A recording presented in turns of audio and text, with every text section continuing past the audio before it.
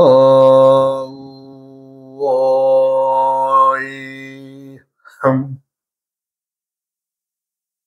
우이야어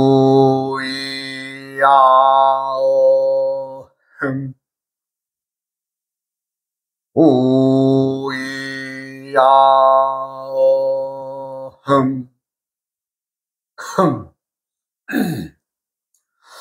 우리가 이제 어떻게 하면 사람이 행복한 삶을 누리겠느냐.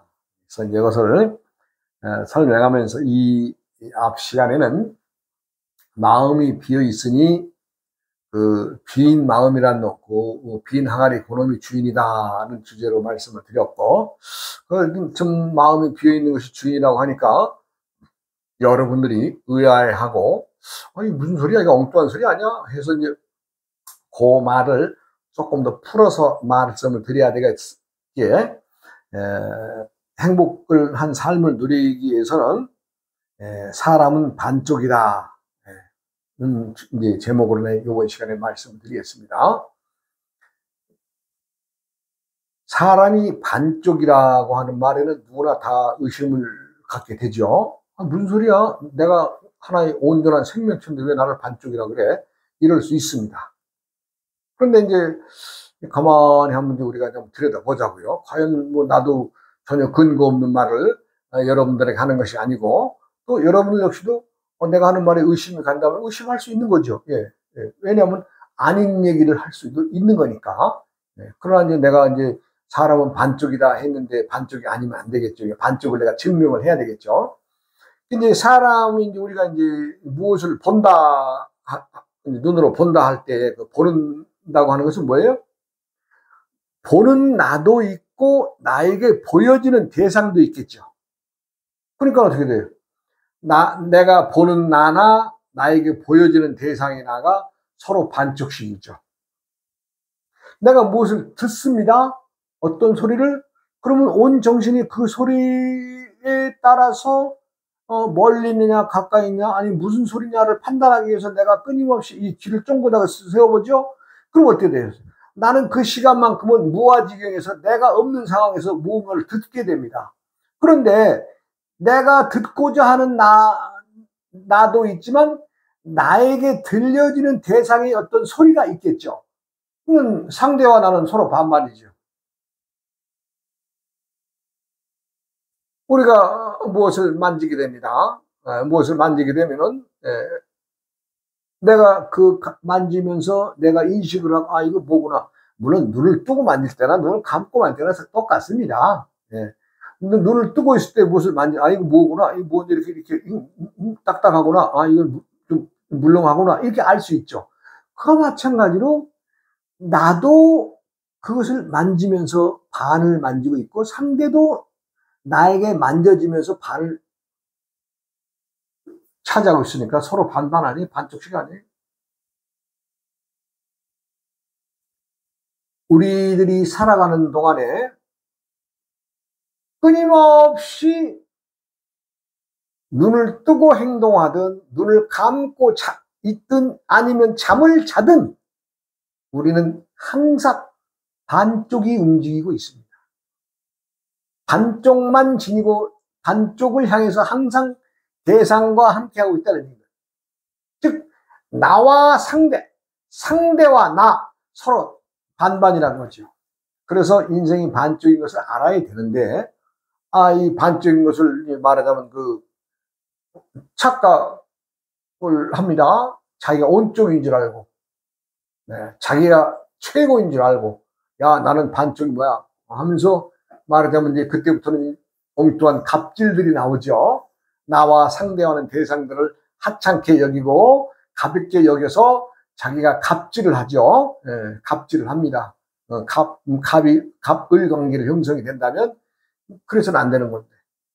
왜요? 지금은 네가 갑의 자리에 있을지언정 언젠가는 너도 을의 자리에 있을 거 아니냐. 를 생각한다면 갑질을 해서는 안 되겠죠. 근데 어때요? 많은 사람들이 이거를 착각을 합니다. 착각을 하고 지가 끊임없이 갑질만 한다면은 세상 사람들이 그 사람을 온전히 보겠어요? 온전한 대우 해주겠어요? 그렇지가 않죠. 그렇지 않습니다. 세상은 항상 내가 말했듯이 사람들은 모두가 다 귀한 존재입니다. 누구라도 인물이 잘났건 못났건, 예, 아름다운 여자이건 추한 여자이건, 예, 힘이 있는 사람이건 힘이 없는 사람이건, 키가 큰 사람이든 적은 사람이든 다 똑같이 귀한 존재입니다.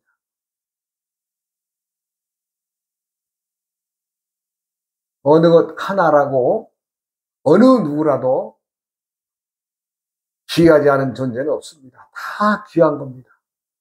상대가 귀한 줄 알면 나도 귀해지지요.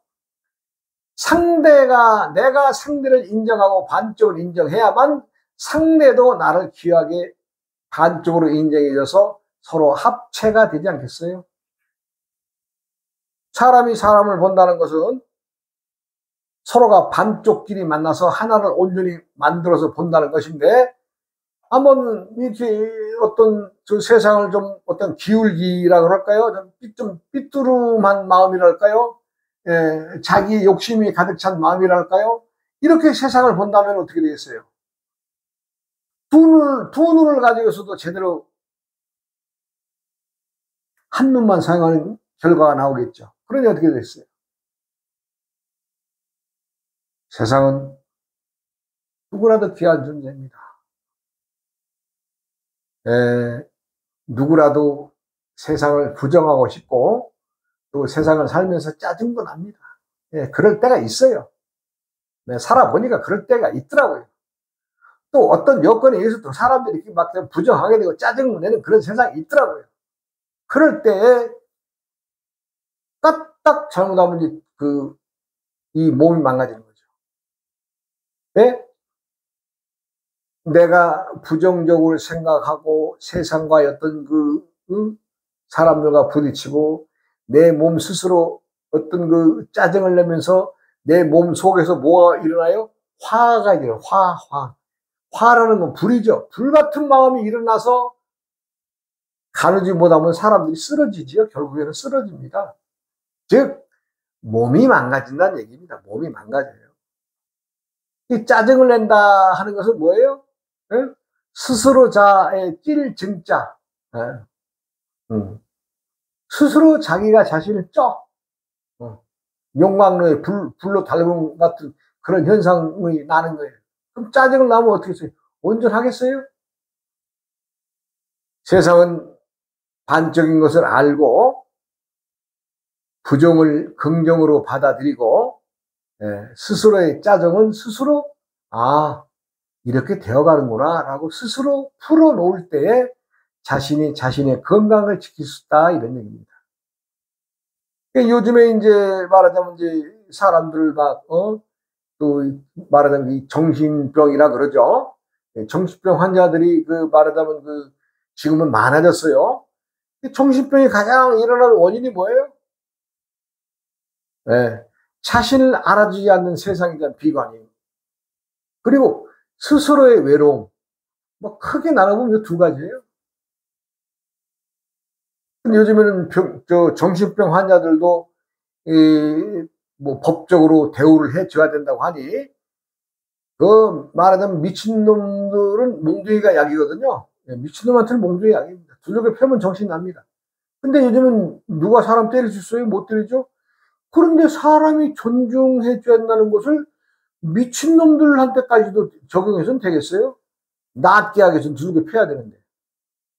내가 사람들 때리라는 것이 아니라 정신을 차리기 위해서는 그러한 때리는 것만큼의 쇼크가 필요하다는 얘기입니다. 보이는 사람들마다 다 미친 사람 취급해서 두들겨 패라는 것이 아니라 그만큼 정신병을 지닌 사람들에게는 두들겨 패는 것만큼의 쇼크가 필요하다는 얘기입니다. 그런데 요즘에 그런 짓 하면 난리 나죠. 그러니까 그런 사람들은 어떻게 해요? 정신병원에 들어가면 약물로 해서 그냥 순하게 하는 주사만 놓게 되니까 그 사람이 세상 밖에 나올 수 있어요? 약물에 취하면 못 나옵니다. 그러니까 병원에서는 하나의 이제 어떤 자기들 수입을 도모하는 물건으로 전락시켜 버립니다. 그 사람을 고쳐서 사회 밖으로 꺼내줘야 되는데, 내가 뭐 어느 특정 어떤 단체를 얘기하고자 하는 건 아니죠. 하여간 사람들이 이제 얼마만큼 그 남들을 존중해야 되느냐, 존중하고 또 때로는 참아야 되느냐. 이럴 때는 뭐 예가 여러 있겠습니다만은, 그 옛날 그 한신이 진나라를 통일하죠. 진나라인가? 한나라인가?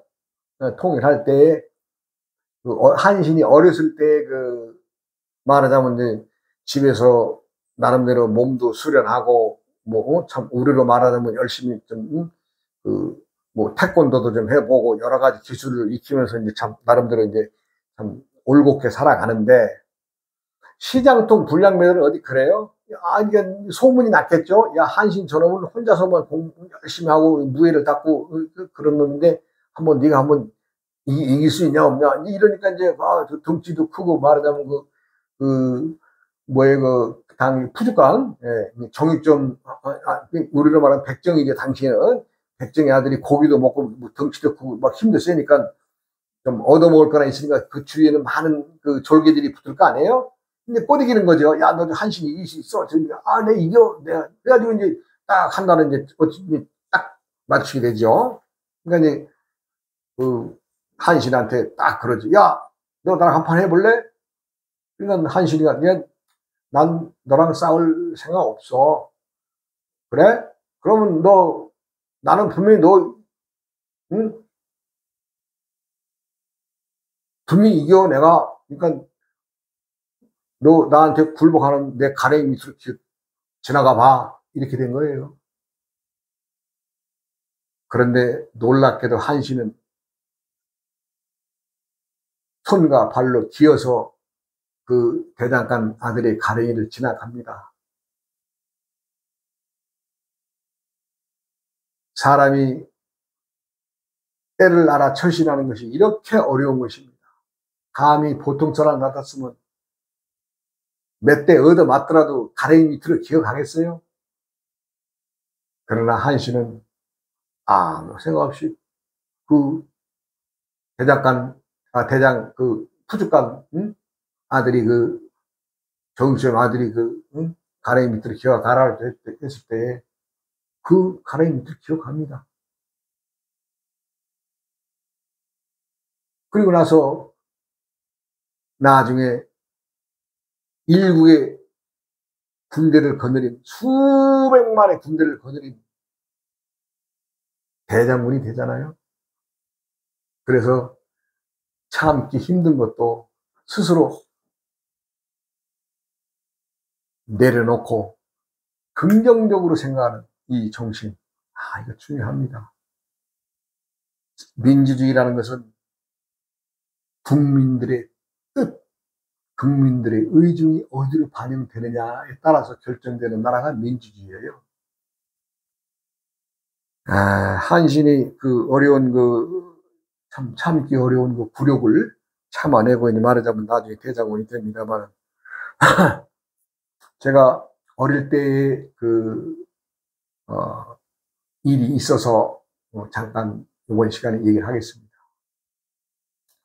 우리는 이제 서울에 살다가 저 전라남도의 그 변방의 그 해변가에 간척지를 막는 곳이 있어서, 그곳에 가면은 이제 이정부를 준다 그랬어요. 일정부는 무상, 일정부는 유상 해가지고 이정부를 준다는 약속을 해서 이제 정부하고 약속을 해서 내려가서 살던 때니까 참 어렵습니다. 60년대 중반의 얘기니까. 근데 이제 우리 동네가 형성된 것이 이제 어떤 정책적 이주에 의해서 형성된 거기 때문에, 이제 서울에서 출발할 때는 특별 열차가 한 대가 내려가죠. 거기까지 가서 나중에는 이제 또 차로 옮겨가고 해서 옮겨가는데, 우리 동네가 이제 그 자립할 때까지는 그 바다 막는 그 간척제 가서 이 일을 하게 되면 이제 그 말하자면 일정의 도를 이제 주고, 또 군이나 도에서 말하자면 그 무상 공여의 식량들이 나오게 되는 그런 그 체제입니다.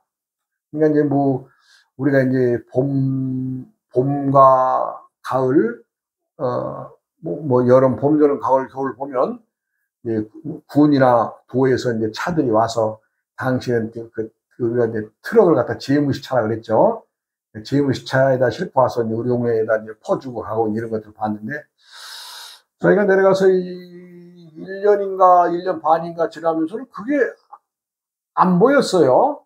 안 보인다는 얘기는 우리에게 준다는 그 식량을 누군가가 이제 훔쳐 먹었는지 아니면 군이나 도에서 잊어버렸는지 우리 알 길이 없죠. 그래서 이제 참 봤더니 우리 동네에 어른들 몇몇이 가가지고 우리 동네 사람 도장을 파가지고 전부 다 도장을 찍어가지고 그 군에 가서 그 양곡을 갖다가 말하자면 이제 자기들끼리 나눠 먹은 거죠. 말하자면 우리가 50세대인데 서너 명이서 이제 그렇게 도장을 이렇게 해가지고 말하자면 이제 나눠 먹은 거죠. 말하자면 이제 예를 들면 쌀이 100가마가 우리 동네로 올 거라면은 다 도장 찍어가지고 자기들이 100가마를 서너 명이서 나눠 먹은 거죠. 만약에 그런 도둑질 해 먹은 거죠. 그러니까 우리들은 기다리고 있어도 안 와요.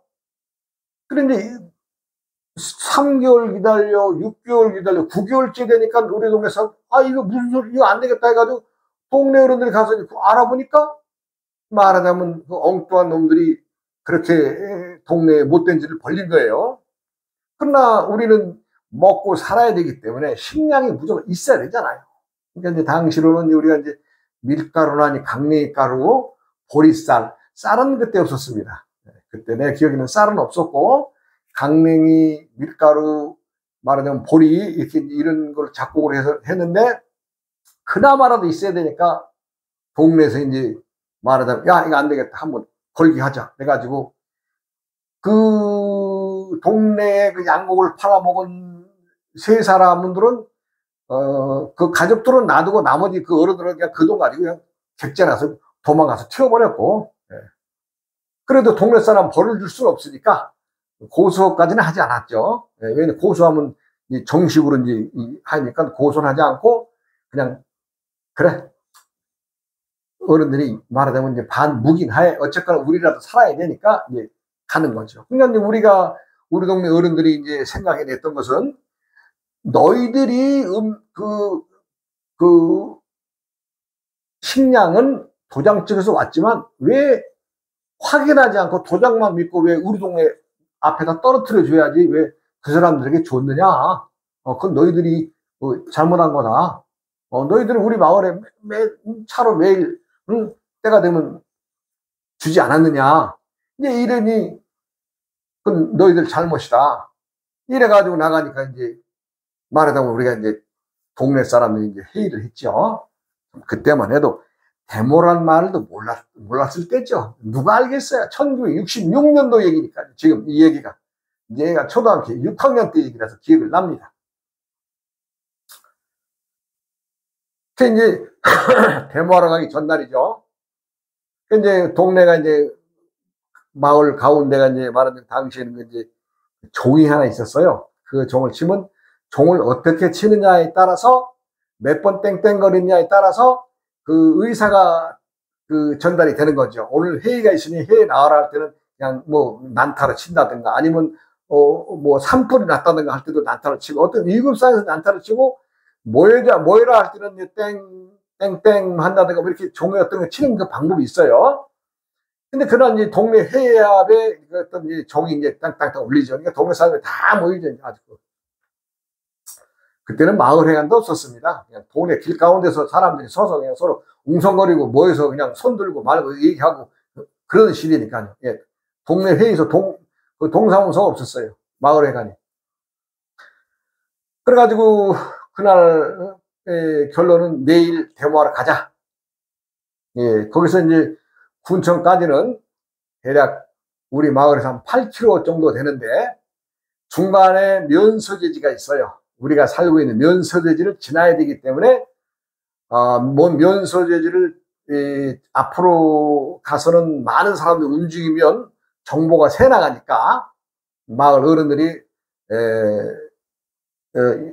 좀 우회해서 가는 도로로 이제 얘기를 해서, 우리 같이 어린 아이들이야 뭐 그냥 아무 데나 왔다 갔다 해도 아니지만 어른들이 떼뭉쳐서 막 그냥 가서 혹시 말이 발설이 돼서 군청이 데모하러 간다 그러면 당신은 난리 나는 세상이거든요. 어쨌건 하여간 면사무소나 그 마을의 파출소를 이제 우회도로 해가지고 이제 갑니다. 그리고 이제 힘없는 노약자들 어르신들도 더러 참석을 하시겠다고 하신 분들은 당시 그 달구지로 모셨습니다. 달구지. 동네가 이제 달구지가 이제 몇 대 있었는데 전부 다 소달구지죠. 그렇게 해서 이제 모시고 군청으로 갑니다.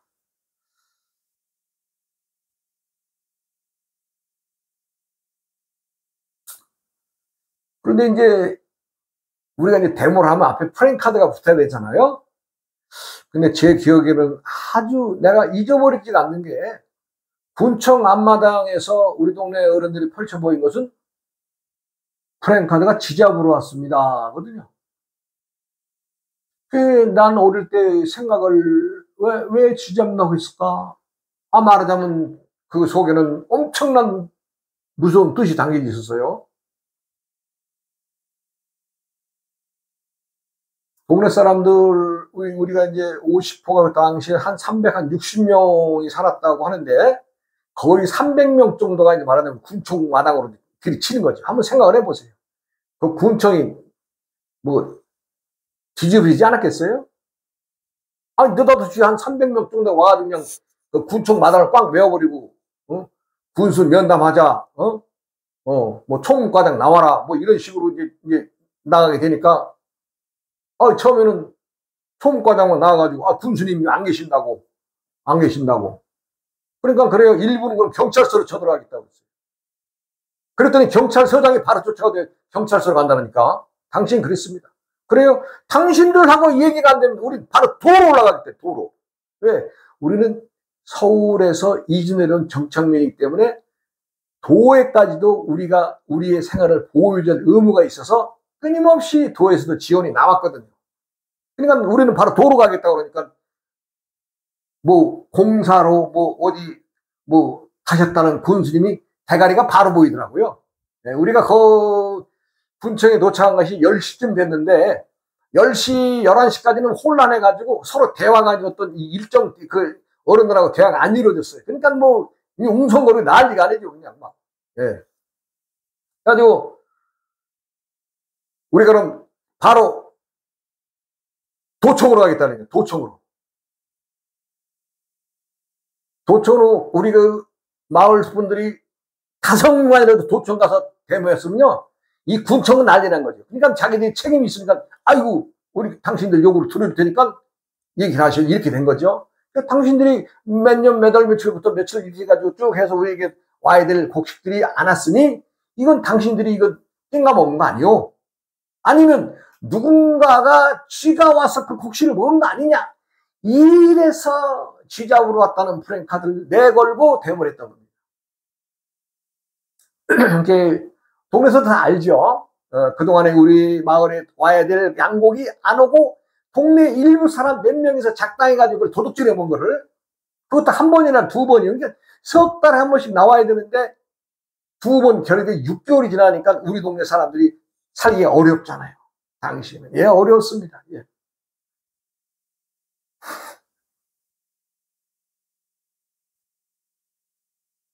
그래서 군에서는 당신들이 잘못하니까 우리 마을 앞에까지 양곡을 실어다 주시오.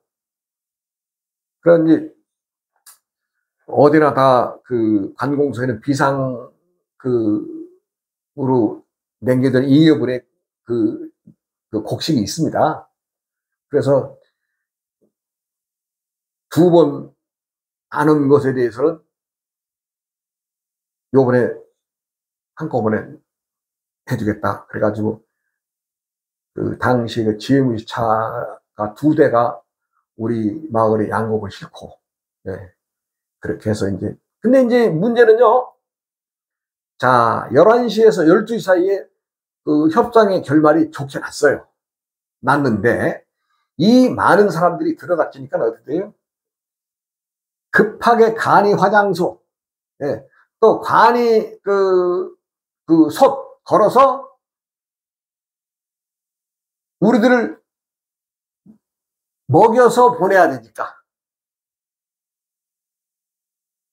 그래서 큰 가마솥을 3개를 걸고, 예, 화장실도 군데군데 여러 군데 해서 뭐 함부로 그냥 이 대소변 보는 일이 없도록 다 그 조치를 급하게 하더라고요.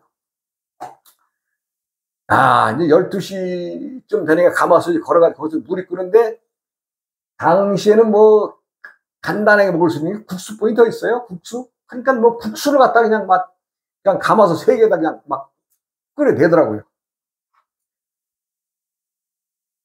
하여간 동네 형이나 누나들이나 또 아줌마들이나 그냥 서로 그냥 먹으라고.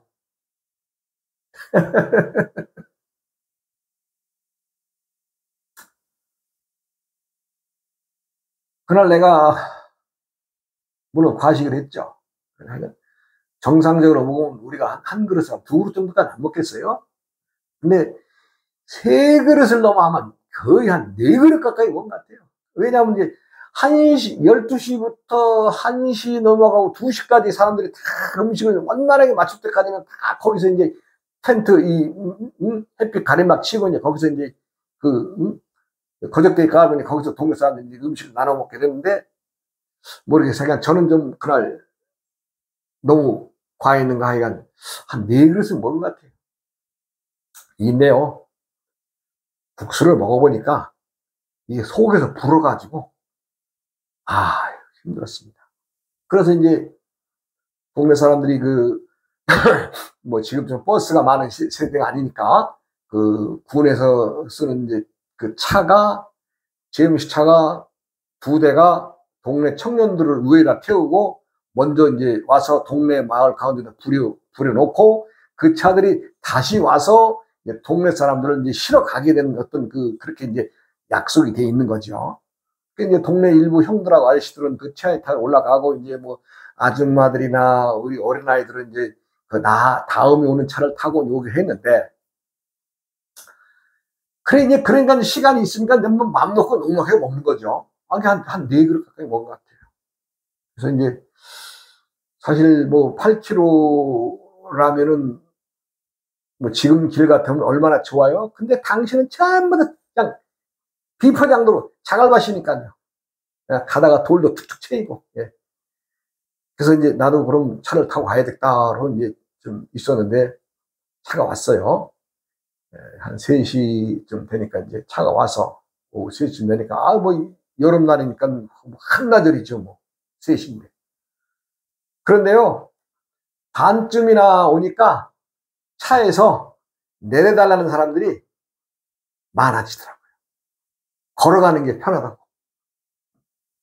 나도 그 중에 한 사람이었죠. 왜? 속에서 먹은 이 국수가 위에서 뿌리면서 이게 출렁출렁 내니까, 이거 못 견디겠더라고요. 그래서 한 반도 채 못 왔을 때 차에서 꽤 많은 사람들이 차에서 내렸죠. 이제 그때부터 이제 걸어오기를 했는데, 아이고,